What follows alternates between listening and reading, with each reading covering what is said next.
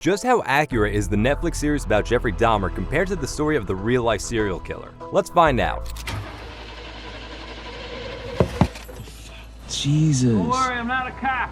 Ron Flowers' survival. Ron Flowers is one of the few people who survived a deadly encounter with Dahmer. The story of his survival, however, is a little embellished in the Netflix series. In the series, and in real life as well, Dahmer plays a good Samaritan and tricks Flowers into following him to his grandmother's house, where he seemingly planned to kill him. This is where Netflix decided to take a few creative liberties. Dahmer's grandmother stepped in and intervened to make sure Flowers was okay. You should take that young man to a hospital. What? He's just a little wasted, Grandma. I will not have some stranger dying in my house. He'll be fine. Just let him sleep it off. Jeez. No. Something is not right here. She even makes sure that Flowers is taken to the bus the next day, where he wakes up in a hospital and reports the incident to the police. A guy I met last night, he was weird. He must have slipped something in my drink. Dude tried to kill me. In reality, when Ron Flowers recounted his experience, he could only assume that the only reason Dahmer didn't kill him was that his grandma was aware of his presence. The extent of Dahmer's grandmother's assistant is actually unknown. Dahmer didn't kill Dean Vaughn. Sorry I snapped on you. You gotta be careful in this neighborhood. Well, I'm a good guy. Scout's honor.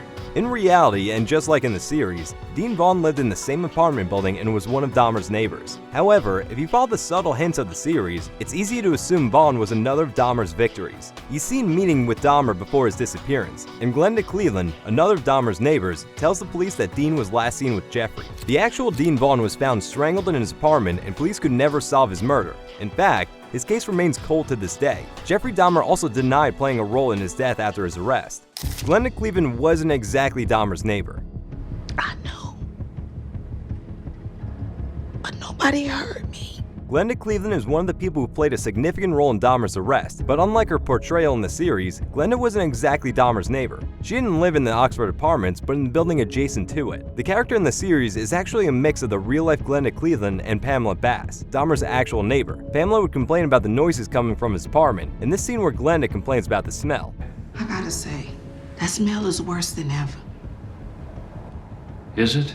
In reality, that would have been Pamela making the complaint. Also, this unsettling scene where Glenda was offered a sandwich that might have contained human flesh. You didn't know. That actually happened to Pamela Bass. Turns out, Dahmer had actually shared multiple suspicious sandwiches with his neighbor. The victim impact statements were very accurate. It's pretty clear Netflix likes to change things up for dramatic effect. The one thing you'd expect them to dramatize the most would be the victim impact statements given by the family members affected by Dahmer's murders. But no, they're pretty much one-to-one with the real thing. And I hope you go to hell. You took my mother's oldest grandchild from her. Especially this incredibly harrowing statement made by Rita Isabel, the sister of one of Dahmer's victims.